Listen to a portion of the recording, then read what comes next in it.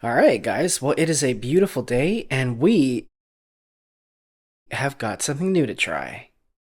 Hey everyone, welcome back to the channel. I'm Josh, and today I am sitting in a car that I am so excited to be in that you would think it's some exotic sports car or Ford Raptor R or something like that, but actually it's the complete opposite. Today we are driving the 2025 Chevy Trax, and with a starting MSRP of $20,500. Yes, you heard me right, $20,500. This is, by my math, in the top 3 cheapest cars in America, and with all the economic uncertainty going on and everyone having to stretch their very last dollar as far as it'll go, this might be just the best new car on sale in the American market here in 2025. And today I want to show you why I have been so excited to drive this car and why I have completely head over heels fallen in love with this silly little Chevy Trax. So, why did I want to drive a Chevy Trax? Well, you guys have heard me say before, I love nothing more than a good cheap car, and that is exactly what we have here. And let me be very clear about something here, by the way. You're going to hear me use the term cheap throughout this video in relation to this car, but the only reason and the only way I'm using that adjective is to describe the price of this car. And without further ado, let's get into the pricing of this car, because that is, beyond everything else, that really is the headlining feature. So, with a base MSRP of $20,500, this isn't strictly speaking the cheapest car in the US, but it's not that far from it. And with destination, you are looking at a true starting price of $21,795 for a base LS trim, which is what we're sitting in here, by the way. Okay, so keep in mind as you see the rest of the video and we start looking at the inside, this is the base trim, and at the other end of the spectrum, a top trim 2RS or active fully loaded trims comes to only $25,795. With tax, title, and license here in Texas, that would be well under $28,000 out the door for a fully loaded Trax. That's like getting into a time machine and going back about 5 years to the pre-COVID days, okay? And let's put that into some perspective by comparing the Trax's price to what Chevy defines as the competition for this car, which are both compact sedans, because Chevy thinks that this is replacing their Cruze, which was their compact sedan, and they think that Trax buyers are cross-shopping this car with something like a compact sedan. And although the Nissan vehicles in both classes come close to the price of this Trax, the Trax is still, by a large margin, the least expensive vehicle here in either class. MSRP to MSRP, the Honda Civic starts right about where the Trax maxes out for a base Civic LX. And here's the other thing, okay? This may end up being, by the end of this year, this may in fact be the single cheapest new car on the American market. And by the way, the two other cheaper cars than this Trax, which are the Nissan Versa and the Mitsubishi Mirage, both of those are either rumored or confirmed to be discontinued by the end of this year. And unlike a Nissan Versa or a Mitsubishi Mirage, there is nothing in this car that makes you feel like you bought the cheapest new car on the market in America today. I mean, if this had any other logo, this car would easily sell for $30,000, if not more. Now, here, the ignorant among us are going to say, well, of course it's cheap. It's a piece of American junk, and it's a Chevy, and who wants to buy a GM, and blah, blah, blah. But let's do a quick geography lesson about this car, because not all is what it seems with this little Trax. You see, despite the American name and the Chevy badge, this is a product of GM Korea. Okay, and GM Korea is essentially the Daewoo car company that existed back in the 90s and early 2000s that then got bought by GM, but it's different from American General Motors as something like an Opel or a Holden. GM Korea is its own company. They do their own design, their own engineering, their own manufacturing. And every Chevy Trax that you see out on the American roads actually comes from the Incheon plant in South Korea. So that's why when you get into this car, one of the first things that you might think is, this doesn't really look or feel like your typical Chevy. It doesn't feel like a Silverado or a Traverse or any of the truly American designed, engineered, manufactured products. This really does feel more in line with what you're going to get from a Hyundai or a Kia. And that Asian heritage, by the way, might also be why this Trax gets the highest scores in this segment from J.D. Power. With an overall score of 84 out of 100, a reliability score of 83 out of 100, and a resale score of 86 out of 100, it's clear that this is seriously a competitive product. Now, here I do have to tell you that Consumer Reports takes a very different stance on this Trax than J.D. Power. Consumer Reports lists it as a vehicle to avoid, giving it a below average score for reliability and owner satisfaction. And in general, Consumer Reports says that a lot of their problems with this car come from the fact that the cabin is kind of loud, the engine is kind of gruff. But here's the thing.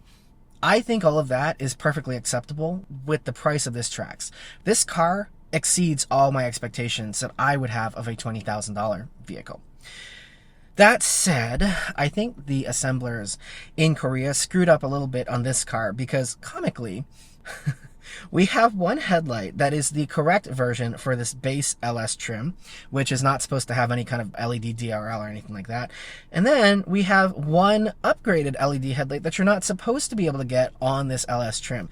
And it looks really funny from the front. I don't know how this passed through Korean quality control, but you can very clearly see on the front of this car that we have two mismatched headlights. Now, is this indicative of other quality issues? I don't know. It doesn't seem like it because everything else in this car is fantastic, but it was just something really funny. I was walking around this car the other night, but I was like, something is off here, because I would hit the unlock button on the remote and then two different lights on either side of the car would flash. I also kind of want to know how the wiring harness in this car is set up, because typically when you have different headlight setups, you need different wiring because this one has a separate DRL from the other side. So how that works in this car, no clue, and I'm not about to take this apart and find out. That oddity aside, the quality of this Trax is otherwise outstanding. Inside, you'd legitimately think that you're sitting in a $30,000 or $35,000 car, because let me tell you, the days of a cheap Chevy feeling like the old Chevy Sonic are long behind us. And again, keep in mind, as you're watching the footage on screen, this is a base trim with a retail price of $20,500, and yet we have a really well-designed and really well-crafted interior. This is truly on par with Hyundai and Kia, not with typical Chevy. The very first thing I noticed when I got in this car and started driving it around is, Chevy could have easily made everything here out of cheap plastics, especially here on the base trim. But even here, we have nicely textured surfaces. The top of the dash, for example, is a soft rubberized plastic that's not only soft, but it has really nice texturing to it. And then throughout the cabin, we have these pops of blue and silver. On this trim, they become red and silver if you get one of the sportier RS trims. And these are really, really nice, not just to look at, but also to touch. And not only are they contrasting in color, but you also have really nice subtle details and texturing on these plastics. I also really like that even on this base trim, $20,500, this is as basic gets with the Trax. We have a really nice two-tone interior with a light gray insert. The upholstery also is really nice. It feels like a really high quality fabric, and the texturing on these seats again elevates this cabin to a level above what I would expect for something in this class or at this price point. And bringing it all together, the sculptural design of this dashboard and of the cabin in general feels really well thought out. It feels really nicely curated. It's got organic shapes and really interesting design elements, but it's also not over the top in any way. And I'm just going to come right out and say it. At 1/3 the price of a Land Cruiser 1958, literally 1/3 the price, you can buy 3 of these Trax for the same price as one 1958 Land Cruiser. This has a nicer, better quality interior than that $60,000 Toyota truck. And on top of that, I will also say, and this might be again coming from the Korean assemblers, this car has no squeaks and no rattles. And this is a rental car, by the way. So this is not some, brand new press vehicle or vehicle off a dealer lot. This is a rental car that I'm going to assume has been abused and taken around the block 1,000,002 times. Not one squeak, not one rattle, not one body panel in here has any kind of give. And that is more than I can say about the Lexus TX, which is upwards of $70,000. I mean, the plastics in here, they're cheap plastics, but even going over the roughest pavement out there, the only thing I get is tire noise, and that's to be expected. But nothing in the interior of this car squeaks, rattles. It's just outstanding. And finally, my last note on the interior, even in this base trim, we have an 8-inch touchscreen and wireless Apple CarPlay. And here I'd like to note that unless you get a top trim HRV, you will still have a 7-inch display with wired Apple CarPlay. And I really like that even though we have a big screen, we still have hard buttons down here for climate control. It's a fully manual setup on this trim, but that's fine because it's easy to use and it works really well. If you want automatic climate control, you can get that, and you can also upgrade both of these displays to 11-inch units. And when you do that, by the way, this thing truly does look like some nice Cadillac products out there. I mean, the 11-inch screen in a cabin this small looks massive, and I'm not the biggest fan of giant touchscreens for the sake of having a giant touchscreen, but it does look really impressive. And I think it's one of those things that makes you feel like you committed highway robbery getting what you're getting in a loaded Trax for the price that you paid for it. Now, let's move on to the mechanics of this Trax, and right off the bat, we have to address the 3-cylinder engine. Yes, it's a 3-cylinder, and while I do kind of wish that we had a naturally aspirated 4-cylinder under this hood, I have to tell you, this powertrain has really impressed me. This Turbo 3 makes only 137 horsepower, but because it's a turbo, it puts out 162 pound-feet of torque, and that torque number is really what's most important in daily driving, and that's a really healthy number for the size and weight of this car. On top of that, the other big headline feature on this Trax, unlike the Japanese competition, so Corolla Cross, HR-V, and Kicks, is this car, much like the Koreans, has a true 6-speed automatic transmission. And I think that this has a lot to do with how well this car has driven for me over this week. So, get buckled in, because we're going to take this Chevy Trax, what will probably be America's cheapest new car on the market, for a drive and see how all of this comes together, and you guys can decide if this is the best bang for your buck at $20,000. All right, guys, here we are out on the road with the Chevy Trax, and I'm sitting at a red light right now, and as soon as the light turns green, I'm going to hit the accelerator so you can hear what this car sounds like under full throttle. So here we go.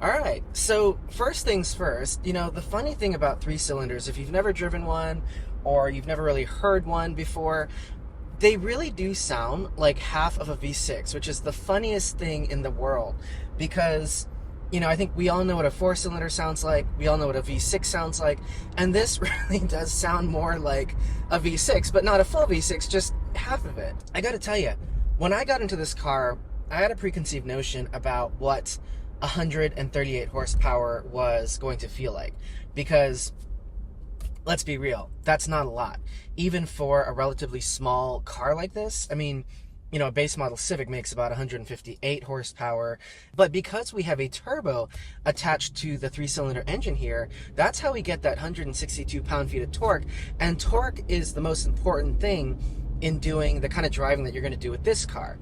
And so because we have that significant torque number, this car doesn't feel the way that you would expect it to feel because it has a 3-cylinder engine. And this car can do certain things that way more expensive cars have trouble doing.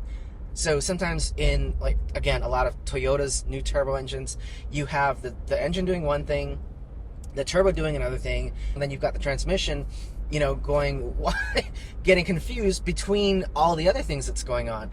In this car, on the other hand, I think because we've got a, you know, pretty bog standard 6-speed automatic, when you put your foot down, you get power. When you lift off you lift your foot off, the power kind of tapers off and you start coasting. That's all I want from a car, and that's what this little Trax delivers. And despite the fact that we have a 3-cylinder making 138 horsepower, you get really good, really immediate, and really smooth response. So we're coming around a curve here, and there's a lot of traffic out this morning, but I'm going to see if I can get up to speed rather quickly here on the on-ramp, because in addition to the smoothness and responsiveness of this powertrain,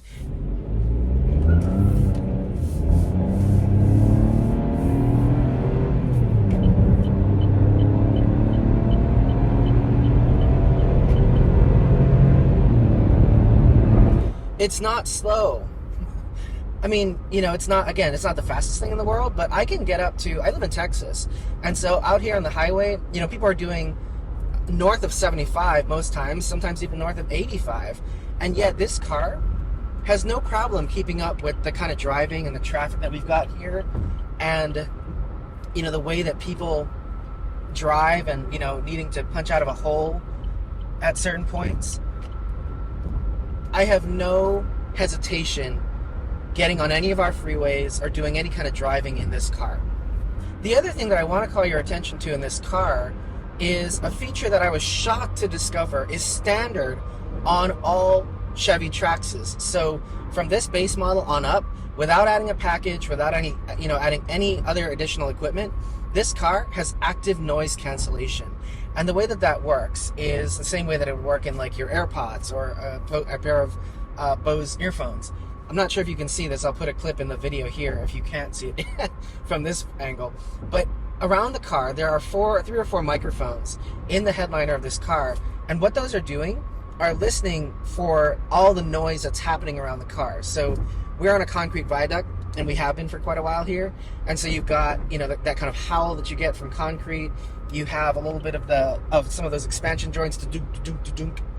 You've got, road noise from other vehicles. We've been passing by a few big trucks, and, big trucks make a lot of noise.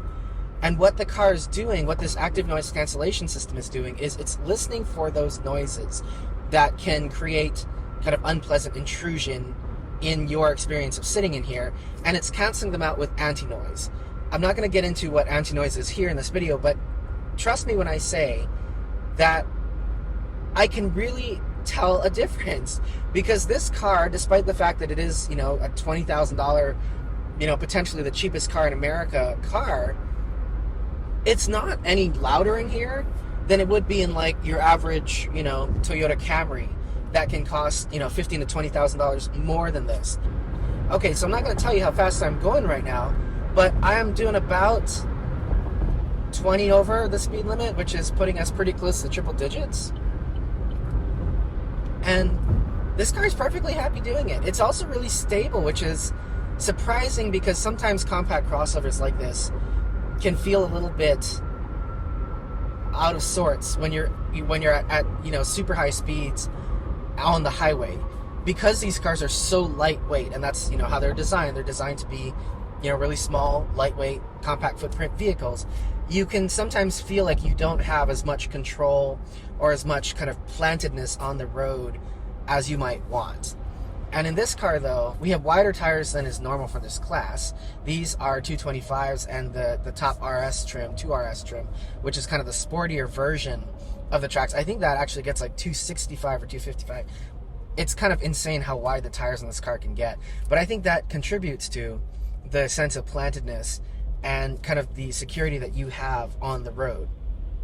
Now, we just hit traffic because it is rather early in the morning here, and this is a good time for me to tell you about another feature of the Trax that I've really come to enjoy having, and is actually really intelligent, and I wish more cars out there had this feature.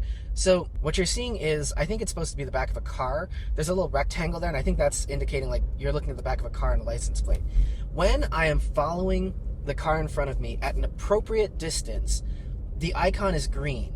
But if I get closer to the car in front of me, that icon will turn orange to indicate that I'm following probably a little bit, more closely than I really should be.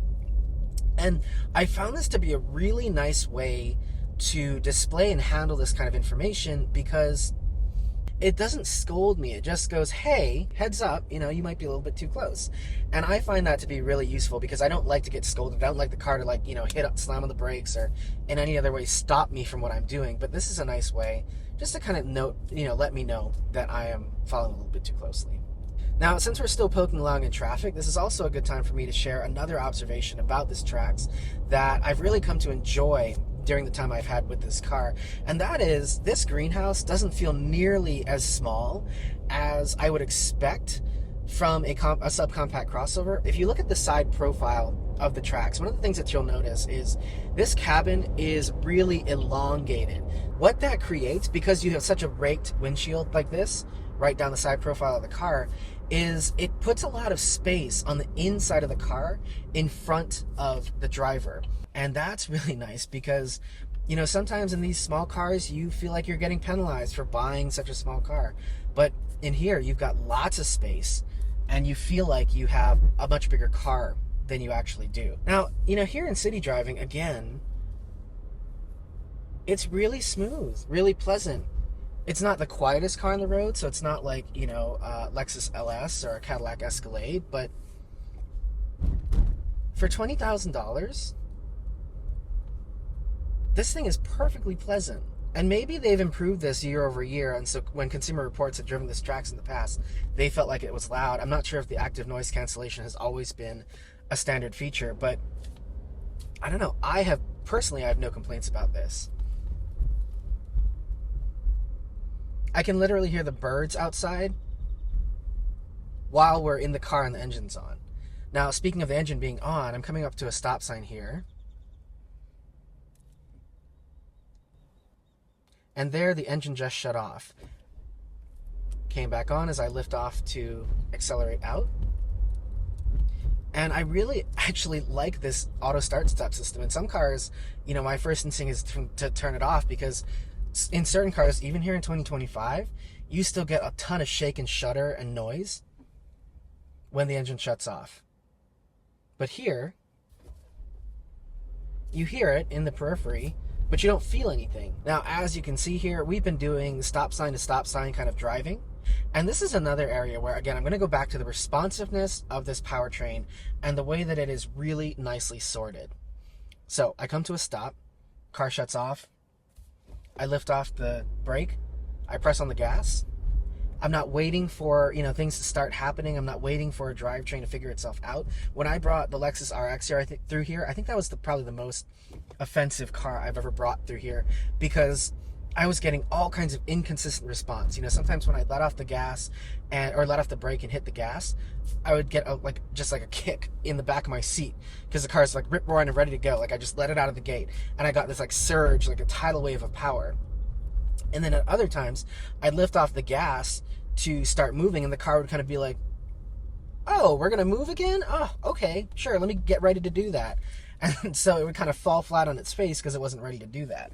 But here, even with the start-stop system engaged, I'm never waiting for power. I'm never getting jerkiness, surginess, or a lack of, kind of like a dead spot. This is a really well-sorted powertrain. I'm really impressed with what Chevy has done here, although maybe I should give Daewoo or, GM Korea the credit here for the way that this car drives, because, again, this is not what I would expect from GM. I don't think this is what most people would expect from GM. And, yeah. All right, now we're coming up to another spot here where I'm going to have to give it the beans to get across 2 lanes of active moving traffic. So as I do that, I'm going to hit the gas, and we'll get to listen to this 3-cylinder engine again. So here we go.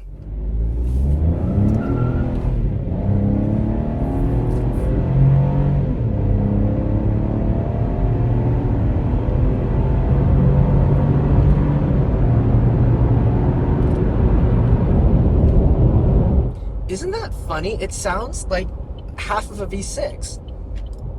And it's honestly not an unpleasant engine note. This is a really well done car. And the last note that I want to share here with you all is my real world fuel economy. Now, granted, on this little test loop that we've been driving here in the video, I haven't been, I've been accelerating hard and all that kind of thing for sake of the video. But over the time that I've had this car, and I'm doing just, normal, everyday kind of driving. So, highway, a mix of city and highway, going to work, going to Target, all that kind of thing. I've been able to average 34 mpg in this car without really trying. So cheap to buy, cheap to run. I'm going to guess that this thing is going to be pretty cheap to maintain because there's not a whole lot here. That to me is a real winner, especially with the way the American economy is right now, and the fact that, I think the smartest people out there are all looking for ways to, conserve and to save as much cash as they can. This is a great little car for the era that we're in. So, yeah. So that's the Chevy Trax. What do you guys think? If I needed something like this, I would be down at the Chevy dealer writing them a check today, because this is truly an outstanding product, mismatched headlights aside. And more than anything else, this car is a testament to what automakers can do when they feel that they have to prove themselves to the consumer. The thing about the auto market today is the Japanese automakers out there have become really complacent, in my opinion. And look, I own Japanese cars. I've always bought Japanese cars. I own 3 of them right now. So I don't say that to hate on them. But Honda and Toyota specifically, they don't really have to try in order to get people into their showrooms. Chevy, like Hyundai and Kia, on the other hand, have had some kind of dark days in the past. And as is evidenced by all the people out there on message boards who will just deride anything that's got a GM badge on it, Chevy knows that they have to put out a product that hits so far above its price point in order to get people to buy the car. And when that happens, when automakers feel like they have to really win the consumer over and give them a great bang for their buck and prove that they can make a great car, that's really when the consumer gets the best results, because we ultimately are the ones who are enjoying the fruits of GM's labor, proving to the world that they can make a great subcompact car. And it'll be really interesting to see, because by the end of this year, this may well be the cheapest new car available in North America. And I think it's a really great one. So thank you guys so much for watching another video. I always appreciate it. Questions and comments, you can leave them downstairs. Or as always, if you have anything that you want to share in longer form, or you don't want to post it in a public forum, email me here at the email that you see here on screen. I love getting emails from all of you out there, helping you think through your new car purchase or finding the right car for you out there on the market. Shoot me an email. I love hearing from you. Thanks so much for watching. I hope you guys have a great one. I will see you in the next one, and take care.